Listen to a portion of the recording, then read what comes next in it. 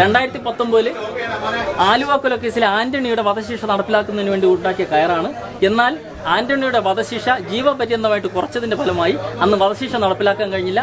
അതുകൊണ്ടാണ് ഈ കയർ നമുക്ക് കാണാൻ കഴിഞ്ഞത്. വധശിക്ഷ നടപ്പിലാക്കിയാൽ ആ കയർ കത്തിച്ചു കളയാണ് ചെയ്യുന്നത്. പിന്നെ ഒരാളിന് 3 കയറുണ്ടാക്കും. 3 കയറാണ് ഒരാൾ ഉണ്ടാക്കുന്നത്. ഒരു കയറിന്റെ നീളം ഇവിടെ എഴുതിയിട്ടുണ്ട് 1.5 മീറ്റർ മുതൽ 2 മീറ്റർ വരെയാണ് ഒരു കയറിന്റെ നീളം. അത് ആളിന്റെ ഭാരത്തിനനുസരിച്ചാണ്. ആളിന്റെ ഭാരം കൂടുതലാണെങ്കിൽ കയറിന്റെ നീളം കുറയും. ആളിന്റെ ഭാരം കുറയുന്നതനുസരിച്ച് കയറിന്റെ നീളം കൂടും. 3 കയർ വേണമല്ലോ. അപ്പോൾ ഒരാളിന് 3 കയർ വേണം. അതിൽ ഒന്നാമത്തെ കയർ എക്സിക്യൂഷന്റെ തലേ ദിവസം ആളിന്റെ ഭാരത്തിന്റെ 1.5 ഇരട്ടി ഭാരമുള്ള ഡമ്മി തൂക്കി നോക്കും. എന്നിട്ട് ആ കയർ മാറ്റിവെക്കും. അതിന് പിന്നെ ഉപയോഗമില്ല. രണ്ടാമത്തെ കയർ ഇതുപോലെ കുരുക്കിട്ട് ആളിനെ ഹാങ് ചെയ്യും. മൂന്നാമത്തെ കയർ ഈ രണ്ടാമത്തെ കയറിന് എന്തെങ്കിലും ഡാമേജ് സംഭവിച്ചാലോ എന്നുള്ള പ്രിക്കോഷന്റെ പേരിൽ മാത്രം ഉണ്ടാക്കുന്ന കയറാണ്. ആ കയറിനും പ്രത്യേകിച്ച് ഉപയോഗമില്ല. എക്സിക്യൂഷൻ കഴിഞ്ഞ ഉടൻ തന്നെ 3 കയറും കത്തിച്ചു കളയാണ് ചെയ്യുന്നത്. ഈ കയറിന്റെ വണ്ണം എന്ന് പറയുന്നത് 2.5 സെന്റിമീറ്റർ ആണ്. 2.5 സെന്റിമീറ്റർ അതിന്റെ ഡയമീറ്റർ, അതായത് 1 ഇഞ്ചാണ്. പിന്നെ പറയുന്നത് ഈ ലോക്ക് പുതിയ സംവിധാനമാണ്. നേരത്തെ ഇതിൽ കാണുന്ന ഈ കെട്ടാണ് ഉപയോഗിച്ചത്, കെട്ടിയാണ് ഉപയോഗിച്ചത്. നമ്മൾ സിനിമയിൽ കാണുമ്പോൾ ഈ കെട്ട് ഇങ്ങനെ വെച്ചിട്ട് ഈ ബാക്കിൽ ഇരിക്കുന്നു. പക്ഷെ ജയിലിൽ ചെയ്യുന്നത് ബാക്കിലല്ല ഇത് ടൈറ്റ് ചെയ്യുന്നത്. ലോക്കായാലും കെട്ടായാലും ആളിന്റെ കഴുത്തിന്റെ ഇടത് ഭാഗത്ത് വരണം. ഇവിടെ ഇടത് ഭാഗത്ത് ഈ കെട്ടോ ലോക്കോ ടൈറ്റ് ആയി കഴിഞ്ഞാൽ ആളിന് സൗണ്ട് ഉണ്ടാക്കാൻ കഴിയില്ല, ഒച്ച ഉണ്ടാക്കാൻ കഴിയില്ല, അയ്യോ അമ്മോ എന്നൊന്നും വിളിക്കാൻ കഴിയില്ല. അതുകൊണ്ടാണ് ഇവിടെ തന്നെ ലോക്ക് വരണമെന്ന് പറയാൻ കാരണം. അതായാലും ഇതായാലും ഇവിടെ തന്നെ കെട്ട് വരണം. സിനിമയിൽ കാണുന്ന പോലെ ബാക്കിലല്ല കെട്ട് വരേണ്ടത്, ഇവിടെയാണ് കെട്ട്. ആളിന്റെ കഴുത്തിന്റെ ഈ ഭാഗത്താണ് കെട്ട്, ഇടത് ഭാഗത്താണ് കെട്ട് വരേണ്ടത്. പിന്നെ സിനിമയിൽ മാത്രമേ ഈ ഹാങ് ചെയ്ത ആൾ രക്ഷപ്പെട്ടിട്ടുള്ളൂ. ജീവിതത്തിൽ ഇതുവരെയും ഹാങ് ചെയ്ത ആൾ രക്ഷപ്പെട്ടിട്ടില്ല. ഹാങ് ചെയ്ത് 5 മിനിറ്റ് കൊണ്ട് തന്നെ ആൾ മരിക്കും. എന്നാലും 1 മണിക്കൂറിന് ശേഷം ഡോക്ടർ ഡെത്ത് കൺഫേം ചെയ്തതിന് ശേഷം മാത്രമേ ഇയാളെ പുറത്തു കൊണ്ടുപോകൂ. ആരാച്ചാരെ കുറിച്ച് പറയാം. ആരാച്ചാരെ കുറിച്ച് ഇപ്പം KR-മീരയുടെ നോവലിലൊക്കെ ആരാച്ചാരെ കുറിച്ചൊക്കെ കേരളത്തിലുള്ള ആളുകൾ കൂടുതലായിട്ട് വായിക്കാൻ തുടങ്ങി. ആരാച്ചാരെ കുറിച്ചൊക്കെ ആരാച്ചാറ് മുമ്പ് ആരാച്ചാർ എന്നൊരു പോസ്റ്റ് ജയിലിലുണ്ടായിരുന്നു. ഇന്ന് അത് അത്രയും ഫ്രീക്വന്റ് ആയിട്ട് വധശിക്ഷ നടപ്പിലാക്കാത്തതുകൊണ്ട് ആരാച്ചാറിന്റെ പോസ്റ്റ് ഇപ്പൊ ആവശ്യമില്ല. കോൺട്രാക്ട് ബേസ് അന്നേരം ഒരു നോട്ടിഫിക്കേഷൻ വരുന്നു, ആരാച്ചാറുടെ ആവശ്യമുണ്ട്. അപ്പൊ ആവശ്യമുള്ളപ്പോൾ ഇന്റർവ്യൂവിന് വരുന്നു. അപ്പൊ എക്സ്പീരിയൻസ് വേണ്ട. ഇന്റർവ്യൂവിന് വരുമ്പം അവരുടെ മാനസികാവസ്ഥയെല്ലാം പരിശോധിച്ചതിന് ശേഷം എഴുതുന്നു. അവർക്കുള്ള റിമ്യൂണറേഷനാണ് 2 ലക്ഷം രൂപയാണ് ഒരു കൊല ചെയ്ത ഒരാളിനെ എക്സിക്യൂഷൻ നടപ്പിലാക്കുന്നതിനുള്ള റിമ്യൂണറേഷൻ 2 ലക്ഷം രൂപയാണ് ഇപ്പോൾ സർക്കാർ നിശ്ചയിച്ചിട്ടുള്ളത്. അപ്പൊ അതുകൊണ്ട് തന്നെ കണ്ണൂർ സെൻട്രൽ ജയിലിൽ ഒരു 4-5 വർഷത്തിന് മുമ്പ് ഒരു ഇത് ഇന്റർവ്യൂ നടന്നപ്പോഴേ PGയും പിന്നെ ഡോക്ടറേറ്റ് എടുത്ത ആൾക്കാർ വരെ അവിടെ ഇന്റർവ്യൂവിന് വന്നതായിട്ട് വാർത്തയൊക്കെ ഉണ്ട്. വലിയ വലിയ ഫ്ലാഷ് ന്യൂസ് ഒക്കെ ഉണ്ട്. ഈ വധശിക്ഷയ്ക്ക് വിധിക്കപ്പെട്ടിട്ടുള്ള ആളുകളെ തൂക്കിക്കൊല്ലുന്ന സ്ഥലമാണ്, അതിന്റെ ഗാലൗസ് എന്നാണ് പറയുന്നത്. സാധാരണഗതിയിൽ സെൻട്രൽ ജയിലുകളിലാണ് ആളുകളെ തൂക്കിക്കൊല്ലുന്നത്. അവിടെയാണ് ഇതുപോലുള്ള കഴിമരം അല്ലെങ്കിൽ ഗാലൗസ് ഉള്ളത്. കണ്ണൂർ സെൻട്രലിലാണെങ്കിൽ ഒരേ സമയം 2 പേരെ തൂക്കിക്കൊല്ലാനുള്ള സൗകര്യമുണ്ട്. പൂജപ്പരയിലും വിയൂരും അതിനുള്ള സൗകര്യമില്ല. ഒരാളെ മാത്രമാണ് തൂക്കിക്കൊല്ലാൻ കഴിയുക.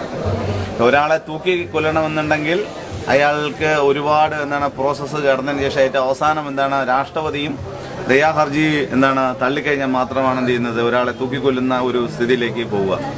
അപ്പോൾ ഈ തൂക്കിക്കൊല്ലുന്ന ഒരു സ്ഥിതിയിലേക്ക് എത്തുന്നതിന് തൊട്ടു മുമ്പായിട്ട് മജിസ്ട്രേറ്റ് ബ്ലാക്ക് വാറണ്ട് പുറപ്പെടുവിക്കും. അതായത് ഒരാളെ തൂക്കിക്കൊല്ലാനുള്ള വാറണ്ടാണ് അനുമതി കൊടുത്തുകൊണ്ടുള്ള വാറണ്ടാണ് ബ്ലാക്ക് വാറണ്ട് എന്ന് പറയുന്നത്. അപ്പം ബ്ലാക്ക് വാറണ്ട് കിട്ടിക്കഴിഞ്ഞാൽ ജയിൽ ഡിപ്പാർട്ട്മെന്റ് ആരാച്ചാർ അന്വേഷിക്കും. സാധാരണഗതിയിൽ ജയിൽ ഡിപ്പാർട്ട്മെന്റിന് അതാരില്ല, ആരാച്ചാറില്ല. അതുകൊണ്ട് തന്നെ വെളിയിൽ സാധാരണഗതിയിൽ അന്വേഷിക്കാൻ ചെയ്യുന്നത്. ഈ അടുത്ത കാലത്ത് ആലുവ കൂട്ടക്കൊലക്കേസ് കേട്ടിട്ടുണ്ടാവും. ആലുവ കൂട്ടക്കൊലക്കേസ് ആന്റണിയില്ലേ, അപ്പൊ ആന്റണിയെ തൂക്കിക്കൊല്ലാനുള്ള എല്ലാ ഇടപാടും ആയതാണ്. അതായത് ബ്ലാക്ക് വാറണ്ട് വരെ പുറപ്പെടുവിച്ചപ്പോഴത്തേക്കും ജയിൽ വകുപ്പ് ആരാച്ചാർ അന്വേഷിച്ചു. പണ്ട് കാലത്താണെങ്കിൽ തമിഴ്നാട്ടിൽ നിന്നാണ് ആളുകൾ വന്നുകൊണ്ടിരുന്നത്. ഒരു പ്രത്യേക സമുദായത്തിൽപ്പെട്ടിട്ടുള്ള ആളുകളാണ് ഈ ആരാച്ചാറായിട്ട് വന്നിരുന്നത്. പക്ഷെ ഇപ്പോൾ അവരാരും വരുന്നില്ല. അപ്പം അങ്ങനെ വന്നപ്പോഴത്തേക്കും പത്രത്തിൽ എന്ത് ചെയ്തു, പരസ്യം കൊടുത്തു. പത്രത്തിൽ പരസ്യം കൊടുത്തപ്പോഴത്തേക്ക് ഏകദേശം 1500 അടുപ്പിച്ചിട്ടുള്ള ചെറുപ്പക്കാരായിട്ടുള്ള ആളുകൾ അപേക്ഷ ജയിൽ വകുപ്പിന് നൽകി. അപ്പോൾ അതിനുള്ള ഒരു കാരണം എന്ന് വെച്ച് കഴിഞ്ഞാൽ നല്ലൊരു റെമ്യൂണറേഷൻ കൊടുക്കും. കാരണം 2 ലക്ഷം രൂപയാണ് ഒരാളെ തൂക്കിക്കൊന്ന കൊടുക്കുന്നത്. അതുകൊണ്ട് തന്നെയാണ് ഒരുപാട് പേര് ഇതിനകത്തേക്ക് വന്നത്. പക്ഷേ നിർഭാഗ്യവശാലോ ഭാഗ്യവശാലോ തൂക്കിക്കൊല്ലാനായിട്ട് ആളെ ആവശ്യമായിട്ട് വന്നില്ല. കാരണം രാഷ്ട്രപതി എന്ത് ചെയ്തു, ദയാഹർജി രാഷ്ട്രപതി എല്ലാ തരത്തിൽ രാഷ്ട്രപതിയും ദയാഹർജി തലയിന് ശേഷം പാർലമെന്റ് സമിതി വഴി ഇയാൾ കൊടുത്ത് അതിനെ സ്വീകരിച്ചിട്ടാണ് എന്ത് ചെയ്തത്, ഇയാളെ വധശിക്ഷയിൽ നിന്ന് എന്ത് ചെയ്തു, ഒഴിവാക്കി കൊടുത്തത്. അല്ലെന്നുണ്ടെങ്കിൽ തൂക്കായിരുന്നു. ഈ അവിടെ ഇരിക്കുന്ന കയറെന്ന് പറയുന്നത് അയാളെ തൂക്കാനായിട്ട് വെച്ചിട്ടുള്ളതാണ്. സാധാരണഗതിയിൽ തൂക്കിക്കഴിഞ്ഞാൽ അതാണ് കരിയിച്ച് കളയാണ് ചെയ്യുന്നത്. അപ്പോൾ അയാളെ തൂക്കാൻ പറ്റാത്തത് കൊണ്ട് അതിപ്പോൾ ഇവിടെ കാണാൻ പറ്റിയെന്നുള്ളതാണ്. അപ്പോൾ ഈ തൂക്കുന്നതിന് മുമ്പായിട്ട് അയാളുടെ ബോഡിക്കും ബോഡി വെയിറ്റിന് ആനുപാതികമായിട്ട് മണൽച്ചാക്ക് എന്ത് ചെയ്യും, മണൽച്ചാക്ക് ഇട്ട് അതിനേക്കാളും വെയിറ്റ് കൂടിയ ഇതാണ് കെട്ടിത്തൂക്കി ഏകദേശം 2-3 മണിക്കൂർ വരെ ഇട്ട് അതിൻ്റെ ആ കയറിൻ്റെ ഉറപ്പ് ശരിയായി ബോധ്യപ്പെട്ടതിന് ശേഷം മാത്രമാണ് എന്ത് ചെയ്യുന്നത്, ആ തൂക്കാനായിട്ട് ആ കയറെടുക്കുന്നത്. പിന്നെ ഈ തടിയുണ്ടല്ലോ, തടി ഈ PWD എഞ്ചിനീയർ എന്ത് ചെയ്യും 4 ദിവസത്തിലായിരിക്കും വന്നിട്ട് എന്ത് ചെയ്യും ഇതിൻ്റെ തടിയുടെ ഈ കഴിമരത്തിൻ്റെ അതിൻ്റെ ശക്തിയും പരിശോധിക്കും. അപ്പോൾ ഈ മരിക്കുന്ന തൂക്കിക്കൊല്ലുന്നതിൻ്റെ അന്ന് രാവിലെ സൂപ്രണ്ട് അയാളുടെ സെല്ലിൽ ചെന്നിട്ട് അയാൾ ചെയ്തിട്ടുള്ള കുറ്റം എന്താണെന്നുള്ളത് വായിക്കും. അപ്പോൾ അവിടെ കിടക്കുന്ന ആളൊരു ബംഗാളിയാണെന്നുണ്ടെങ്കിൽ ഇംഗ്ലീഷിലാണ് എന്ത് ചെയ്യണം സൂപ്രണ്ട് വായിക്കുക. അപ്പോൾ ആ ബംഗാളിയിലേക്ക് ആ ഭാഷയിലേക്ക് എന്ത് ചെയ്യും ട്രാൻസ്ലേറ്റ് ചെയ്ത് കൊടുക്കും. വായിക്കും. ജഡ്ജിമെന്റ് ഇയാൾ വായിച്ചതിന് ശേഷം എന്ത് ചെയ്യുന്നത്, അപ്പോൾ ഒരു ട്രാൻസ്ലേറ്റർ ആയിട്ടുള്ള ഒരാളെ അവിടെ കൊണ്ടുവന്ന് അയാളെ ബോധ്യപ്പെടുത്തും, നിങ്ങളെ ഇന്ന കാരണം കൊണ്ട് നിങ്ങളെ തൂക്കിക്കൊല്ലുന്നു എന്ന് പറഞ്ഞുകൊണ്ട്. പിന്നെ അവിടെ നിന്ന് നടത്തിച്ചു കൊണ്ടുവന്ന് ഇതുപോലെ കഴിമരത്തിൽ കയറ്റി ആരാച്ചാറാണെന്ന് ചെയ്യുന്നത് ഈ കഴുത്തിൽ കുരുക്കിടുന്നത്. ഈ കുരുക്കിടുന്നതിന് ഒരു പ്രത്യേകത ഉണ്ട്. ഇടതുവശം മുറുകുന്ന രീതിയിലാണ് എന്ത് ചെയ്യുന്നത് കുരുക്കിടുന്നത്. കാരണം ഹൃദയത്തിൽ നിന്നും ഇടത് ഭാഗം വഴി തലച്ചോറിലേക്ക് പോകുന്ന വെയിന് മുറുകിക്കഴിഞ്ഞാൽ എന്ത് ചെയ്യും, തലച്ചോറ് പെട്ടെന്ന് നശിക്കുകയും ബ്രെയിൻ ഡെഡ് സാധ്യമാവുകയും ചെയ്യും. അതുകൊണ്ട് ഇടതുവശം മുറുകുന്ന രീതിയിലാണ് എന്ത് ചെയ്യുന്നത് കുടുക്കിടുന്നത്. അപ്പോൾ ഇതുപോലെ കൊണ്ടു നിർത്തിയതിന് ശേഷം സൂപ്രണ്ടാണ് ആംഗ്യം കാണിക്കുക, തൂക്കാൻ വേണ്ടിയിട്ടുള്ള ആംഗ്യം കാണിക്കുന്നത്. അപ്പോൾ ഇതുപോലെ ലിവർ എന്ത് ചെയ്യും, ലിവർ വലിച്ച് ഏകദേശം 1 മണിക്കൂറോളം എന്ത് ചെയ്യണം ഇയാളെ ഹാങ് ചെയ്തിട്ട് ജയിലിലെ ഡോക്ടർ